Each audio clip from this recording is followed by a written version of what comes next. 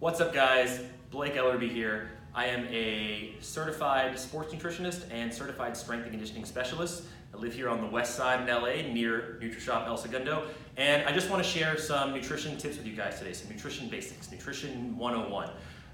As a nutritionist, I hear a lot of the same questions all the time. I hear, what fat burner should I take? What supplements should I take? How do I lose weight? I want to get toned. I don't want to get bulky, right? We hear these things a lot. So these are a few things I want to talk about today. They're going to kind of clear up some stuff for you. And please go ahead and forgive me in advance because I'm probably going to ramble a little bit. I'm going to bounce around, but it's all going to be great information that you're going to be able to use moving forward, okay? So when you think about nutrition, you've probably heard this term before, right? You've probably heard about macros.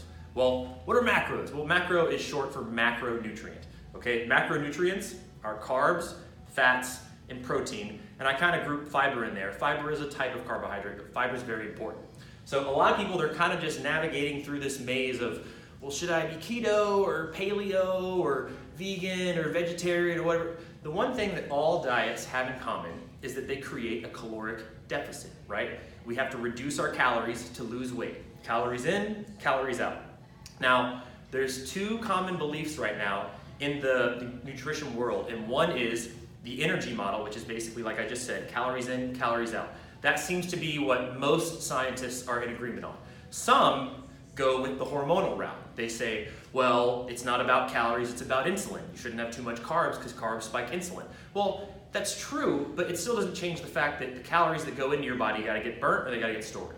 So it's true that if you eat too much carbohydrate, you might be more likely to continue to eat carbohydrate and overeat. But if you're tracking calories, you can be on a high carb diet, a low carb diet, high protein, low protein. It's still going to be math. I tell people that dieting is very, very simple on paper. It's math. It's difficult in practice because sometimes we don't know what to do. We don't know where we're going. We don't know what our strategy is. But the actual math behind dieting is very, very simple. You need to create a caloric deficit. So we talked a little bit about macros. I'm gonna go a little bit more into detail about macros before I talk about some, because a lot of this stuff is gonna kind of be synergistic, so I am gonna bounce around. So let's talk about the macros, right?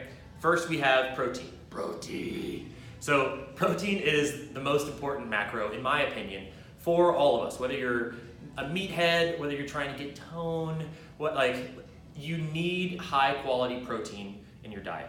So a good strategy if you're trying to lose weight or build muscle is high protein. It's not just a bro bodybuilder thing. We know that protein has a high thermogenic effect, meaning that your body burns more calories to digest protein. We know that protein has a satiating effect, meaning that protein makes you feel more full. That chicken breast is going to fill you up more than the Pop-Tart, right? It's also less calories.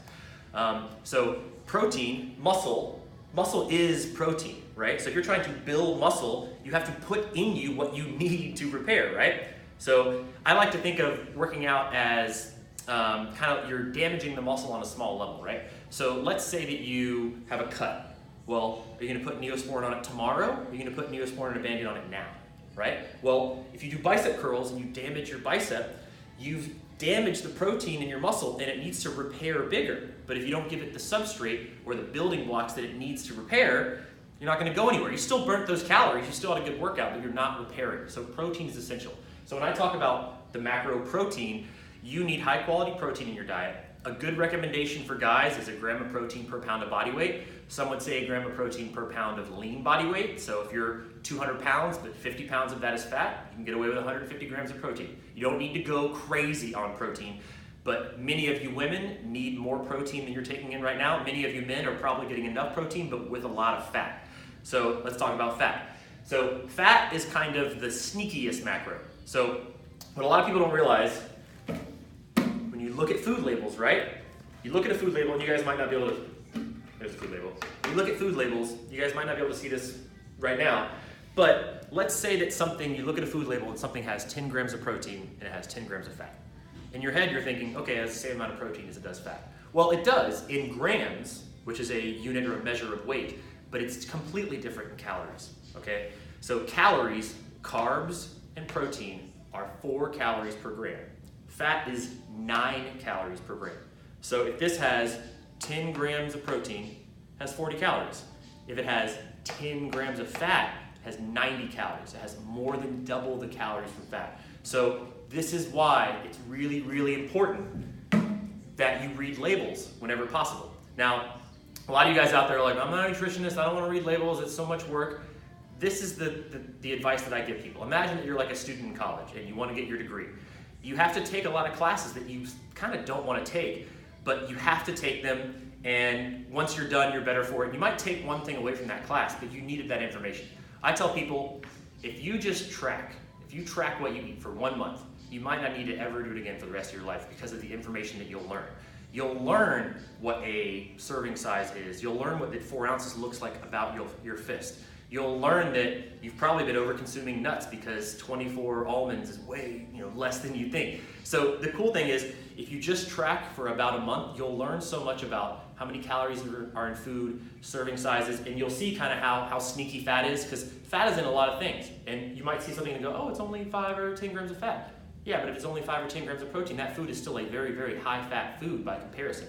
So unless you're on a ketogenic diet, and that's a little advanced for most of you, you're generally going to want to be on a lower fat diet if you're trying to get leaner and build muscle. We need carbs for energy, we need protein to repair, we need a certain amount of fat because fat is essential for life, but I guarantee you that if you're trying to keep fat low, it's still going to sneak its way into your diet. So none of you watching this are in jeopardy of accidentally under-consuming fat. I guarantee you that. So we've talked about protein, we've talked about fat, next let's talk about carbs. So you've probably heard there's good carbs, there's bad carbs, simple carbs, complex carbs. Well, the big picture, the big umbrella is, it doesn't matter where your carbs come from as long as you're in a deficit. But that's too broad for some people. You still want to try and eat more good carbs, so to speak. Now, what do you think of when you think of good carbs, right? You think of natural sources like white potato, sweet potato, brown rice, white rice, cruciferous vegetables, things that are high in fiber, complex carbohydrate.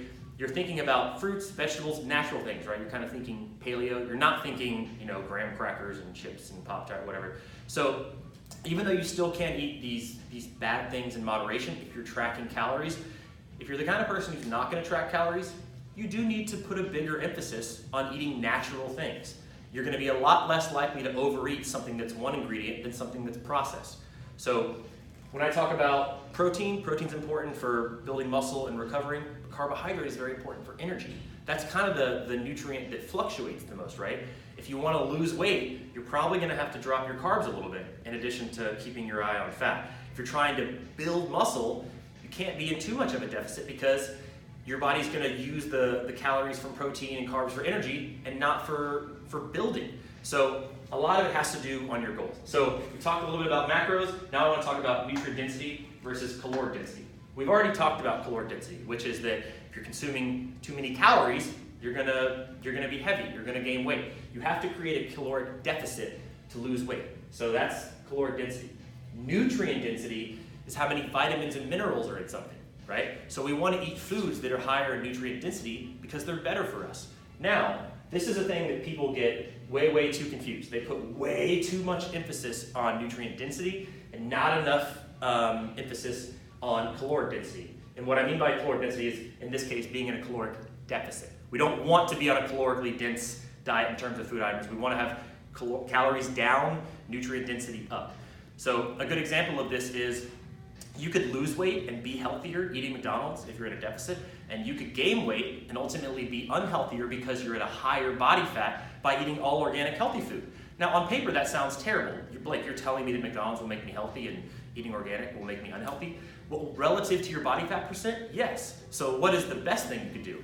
Be in a caloric deficit, eating nutrient-dense foods, right? So eating avocado, blueberries, sweet potato, eating natural foods, but ensuring that you're in a deficit is going to be the win-win. So for the guy who's a flexible dieter that's telling you that you can have Pop-Tarts as long as you're in a deficit, he's still right, but he's not being as healthy as possible. And the other person that's telling you just eat all organic, it doesn't matter, don't track things, they're getting a lot of micronutrients, but they're also not losing any weight because they might be over-consuming foods. So it all still comes back down to being in a caloric deficit. And the best way to do that is to make changes to your diet if you're eating crap. That's going to be an obvious, right? If you go from eating junk to healthier stuff, you're going to lose weight without tracking. But if you're really stuck and you're like, man, I'm trying to get that 8-pack and I've been stuck and I can't get to that next level of body fat percent, you're probably going to need to track. So we talked about macros, nutrient density versus caloric density. fat loss versus muscle gain, we kind of talked about this. The only difference here is that your carbs are going to fluctuate.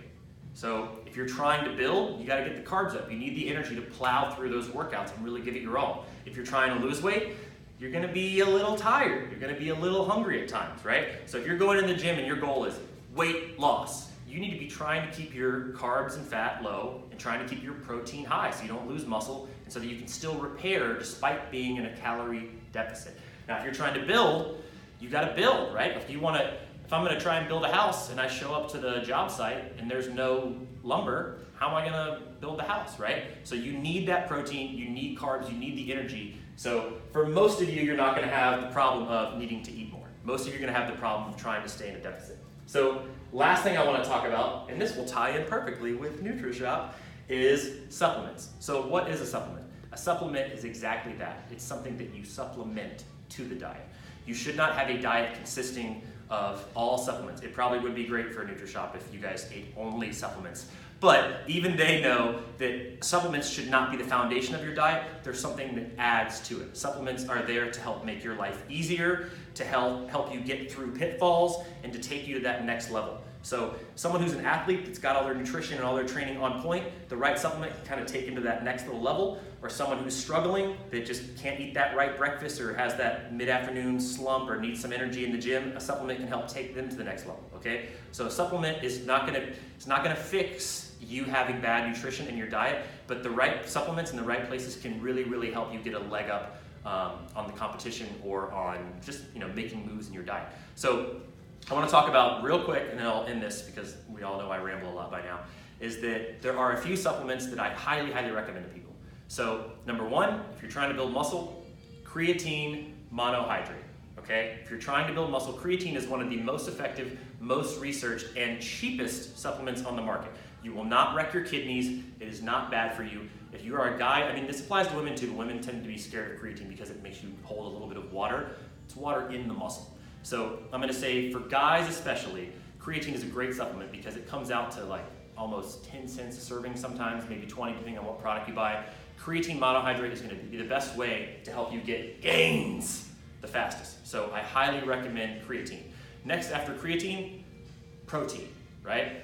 A lot of us, our big problem is we're not consuming enough protein and we're not getting enough high quality protein.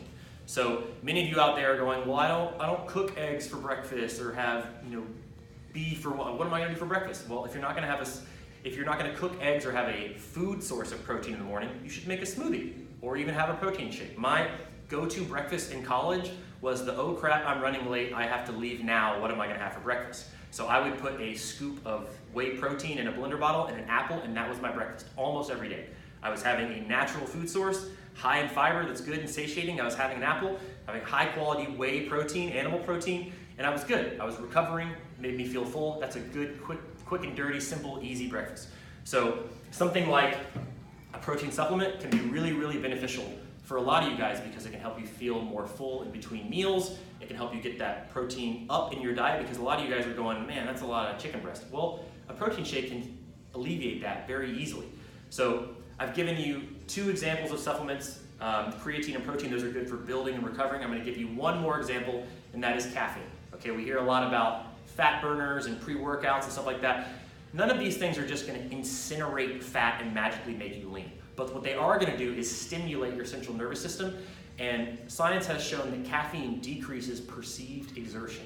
What that means is you get amped. Caffeine makes you work harder because it gives you more energy. It makes you more lit up. So you are more likely to work out harder and work out longer if you take a stimulant. So any pre-workout that has some form of caffeine in it could be very, very beneficial for a lot of you guys that are really struggling to kind of get going in the gym. The one thing that I would caution you is if you work out late at night, maybe don't take too much caffeine. And if you've never taken a caffeine supplement before, start off with like half a scoop or a third of a scoop. So creatine, protein, caffeine, everything else, there's a lot of other beneficial stuff, and the guys at Nutrishop I'm sure would be happy to tell you about that. But I don't want to ramble too much longer. Hopefully this has been helpful. If you guys want to find me for more information, my Instagram is Blake Los Angeles. My YouTube is Blake Elarbee Fitness. You can Google Blake Elarbee. It's on my shirt. But make sure that you guys follow along in this Facebook group. There's going to be a lot more great information coming your way to help you in the new year. Thanks for your time, guys.